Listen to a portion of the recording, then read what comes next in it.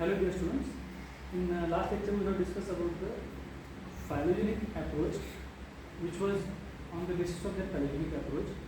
Classification is based on three kingdom classification system, where kingdom Protista, kingdom Animalia and kingdom Plantae were used. On the basis of microbes observed in the environment, some microorganisms shows characteristics which are similar to plants or sometimes they are different from the plants, but question raised that whether that plant or that particular organism plays to this group or animal kingdom. So on the basis of that, five kingdom classification system was developed, and that system, five kingdom classification system was given by the Whittaker. Here in case of binary nomenclature system we have also discussed. In that case, widely accepted five kingdom classification system which was given by the Whittaker in 1969, in which microorganisms were included in kingdom Monera, Protista and fungi. As we have already discussed, on the basis of cellular organization, kingdom Plantae and kingdom Animalia were they are classified into two kingdoms. Apart from that, some microorganisms are prokaryotic multicellular organizations. Their cellular organizations are different from the previously reported plants and animals. That's why third kingdom has developed. On the basis of that, some microorganisms are again different from that particular group of organisms. That's why again three kingdoms are devised, and that classification system becomes now a five kingdom classification system. So here first is kingdom Monera, already reported kingdom Protista, kingdom Plantae and kingdom Animalia. These are the three kingdoms where microorganisms or the living world are classified. Here kingdom Monera, Protista and fungi, in these three kingdoms microorganisms are again categorized into three different groups. So here kingdom Monera, it is nothing but a kingdom which was divided by the Whittaker, and what are the characteristics of that kingdom Monera? It includes prokaryotic type of organisms, that means their nucleus is not properly developed. Unicellular, they are unicellular organisms. Most have cell wall, mostly they contain a cell wall. They carried out their reproduction by means of binary fission, that is binary fission is nothing but a complete septa formation, and that one cell is directly divided into two cells, and that type of reproduction process normally we can see in case of bacteria. They are photosynthetic, sometimes they carry out the process of photosynthesis. Some are chemosynthetic, that means they obtain their energy by oxidizing chemical substances. So they are chemosynthetic.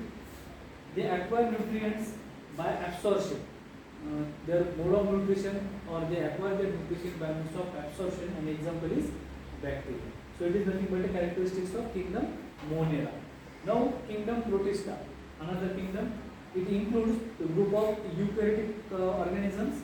Most are unicellular and some are organized into colonies. Here the colonies are nothing but the growth of particular organisms.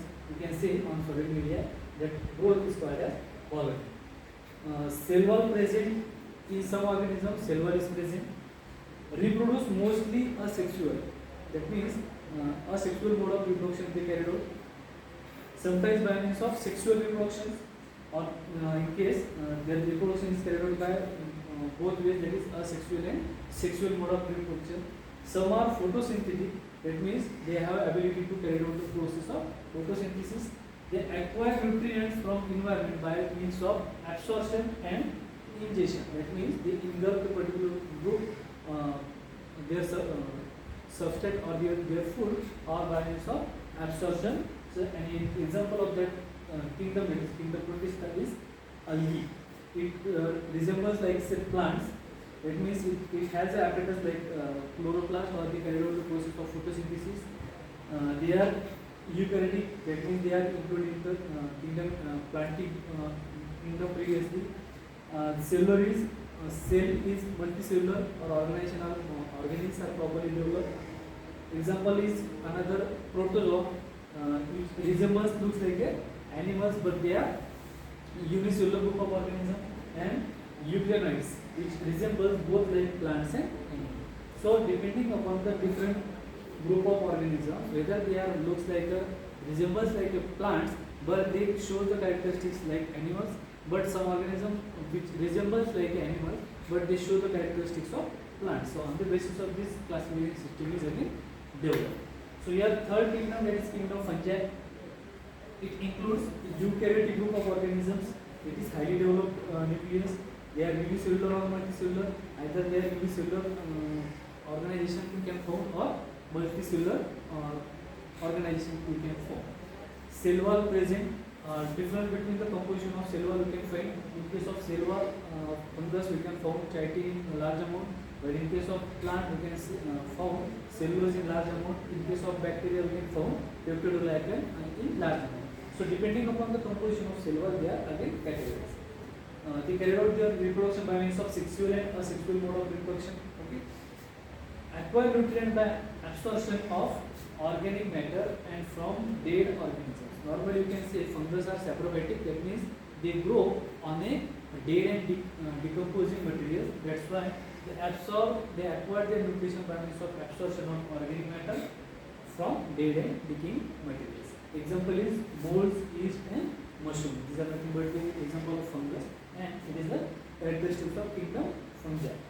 Kingdom plantae. It includes the eukaryotic organisms, multicellular, cell wall present, carried out their reproduction by means of sexual and asexual mode of reproduction, carried out or able to carry out the process of photosynthesis. They acquire the nutrition by means of absorption. So here the roots are involved in the absorbing the nutrients and water from the soil. An example is all plants, including herb, shrub or tree. So it is a highly developed kingdom where for each classification system kingdom contains available. And more another kingdom is kingdom Animalia, which includes kingdom organisms are eukaryotic, multicellular, cellular organization are multicellular, no cell wall present. In case of animals, there is absence of cell wall in normal form.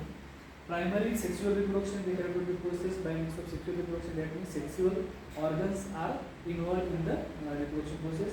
Acquire nutrients from environment by means of ingestion, normally or oral route. So it is nothing but a characteristics of organism which are included in the kingdom animal. Some parasites by absorption. So some parasites are also included in the kingdom Animalia, and they carried out or absorb the nutrition by means of ingestion. An example is all animals. So it is nothing but a 5-kingdom classification system which was given by the Whittaker, and also he developed a binomial nomenclature system.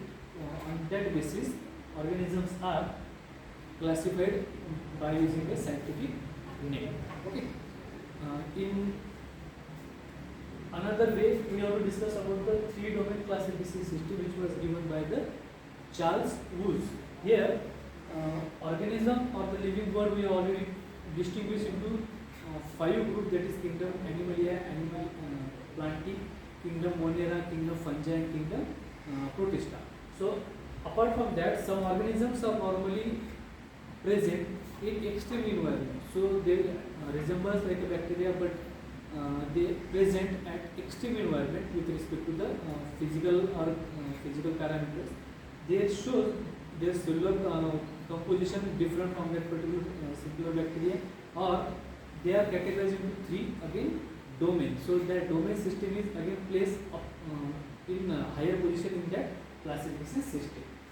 In 1970s, after the discovery of Archaebacteria is nothing but a bacteria which are present in the extreme environment.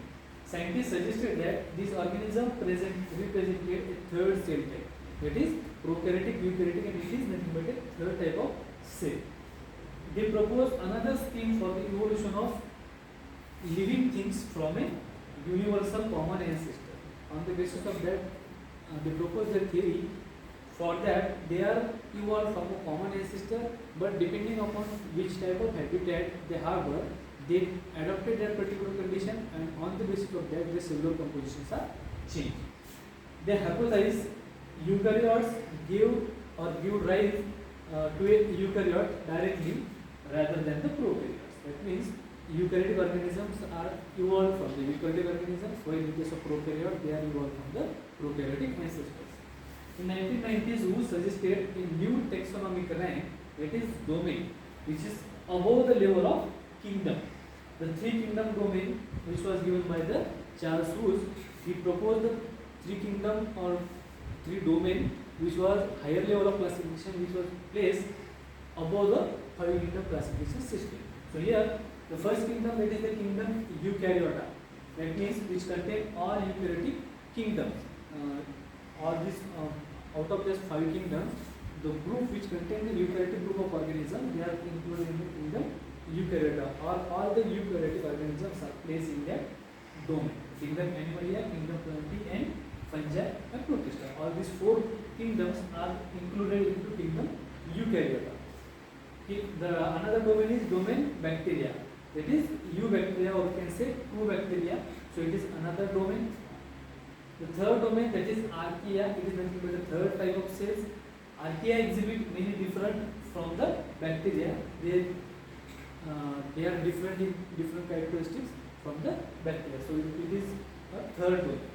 So on the basis of Archaea, their cellular composition, how Archaebacteria are different from the bacteria.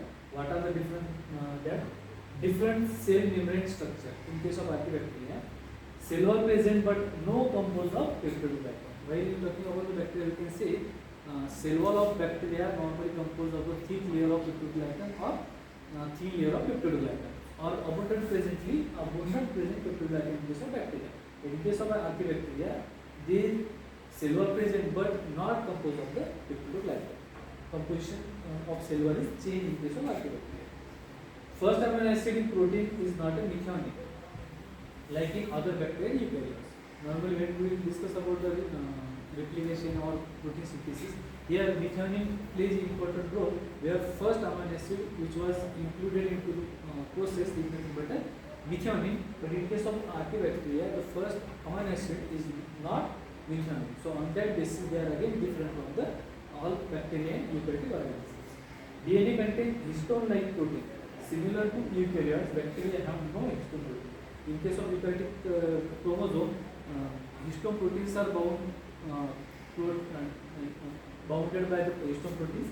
So in case of eukaryotic organisms, DNA of that particular organism are bound with the histone protein, but in case of Archaebacteria, it is absent. Present. In case of bacteria, DNA are not bound with the histone protein. They are present in case of eukaryotes and in case of Archaebacteria. So it is third class difference. Live in the extreme environment. Extreme environment is nothing but a extreme type of environment in case of pH, in case of salinity, in case of water pressure, in case of temperature, in case of oxygen requirement. So all these aspects here in the Archaebacteria normally present in the extreme environment. So extreme halophiles we can define, thermoacidophiles and methanogenic bacteria. These are nothing but a group of Archaebacteria which are normally present in the extreme environment. So it is nothing but a 5-kingdom classification system and 3-domain classification system. So next classification we will discuss it.